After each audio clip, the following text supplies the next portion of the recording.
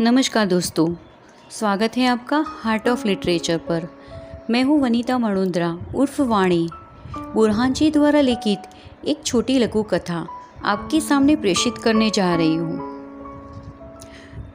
लघु कथा का शीर्षक है छोटी खुशी। एक दिन शबा ने आरफीन से कहा, आरफीन कोई कहानी सुनाओ ना। आरफीन ने कहा, कहानी? अच्छा सुनो। यासिर नाम का इंसान था। उसका काम उसको सबसे अलग करता था। उसके कंधों में बड़ी कुव्वत थी, हो सके उतना बोझ उठा सकता था। ऐसा नहीं कि सिर्फ चीज़ें, वह दूसरों की परेशानियाँ, दूसरों की टूटी उम्मीद, दूसरों से मिला अपमान सब उठा लेता था। वक्त बीतता गया। बोझ कितने भी मजबूत कंधे हो, उनको नाजुक, खोखला, कमज़ोर कर देता है। वक्त के साथ कंधे कमज़ोर होते जाते रहते थे और बोझ बढ़ता ही जा रहा था।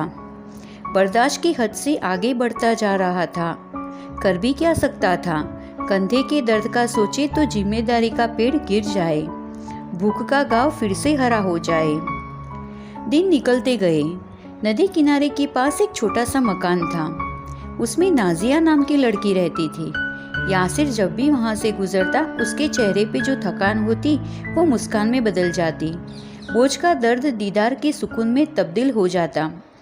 दिन का वही लम्हा था जो उसके लिए सबसे अच्छा था। वो मन ही मन सब सोचता था कि वह नाजिया से बात कर रहा है, उससे मिल रहा है, उसके साथ बैठा है। एक दिन उसको खबर मिली कि नाजिया का परिवार हमेशा के लिए गांव छोड़ के जा रहा है। भार उठाए वह उसके घर की तरफ दौड़ा, लेकिन अफसोस नाजिया नहीं थी, घर पे ताला था।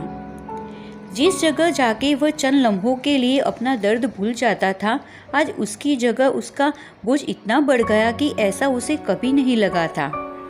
आंखों से आंसू की बारिश होने लगी और दिल फट गया हो वैसे बोला, या अल्लाह, ऐसा अजाब कुछ नहीं था जिंदगी में सिवाय यह बोझ के। यहाँ आता, कुछ लम्हों के लिए भूल जाता अपने दर्द को। मैंने किसी से नहीं कहा कि मेरा बोझ कम कर दो। मैं खुशी खुशी सब कर रहा था, लेकिन यह भी आज छीन लिया। मेरा बोझ और बढ़ गया। इतना रोया कि नदी के आसपास की सारी जमीन गीली हो गई और वह अपना बोझ ले आगे बढ़ गया। शबा ने कहा, फिर क्या हुआ उसका? आरफीन बोला, कुछ नहीं। बोझ तो वह नीचे रख नहीं सकता था, न उसको ढूंढने जा सकता था। बोझ उठाया, पेट का दर्द भगाया, खाली दिल को ले एक दिन फिर खाली भयानक अंधेरी कब्र में जाके सो गया। तो दोस्तों, आपको यह लघु कथा पसंद आई हो तो हार्ट ऑफ लिटरेचर को लाइक कीजिए, कमेंट कीजिए और सब्सक्राइब कीजिए।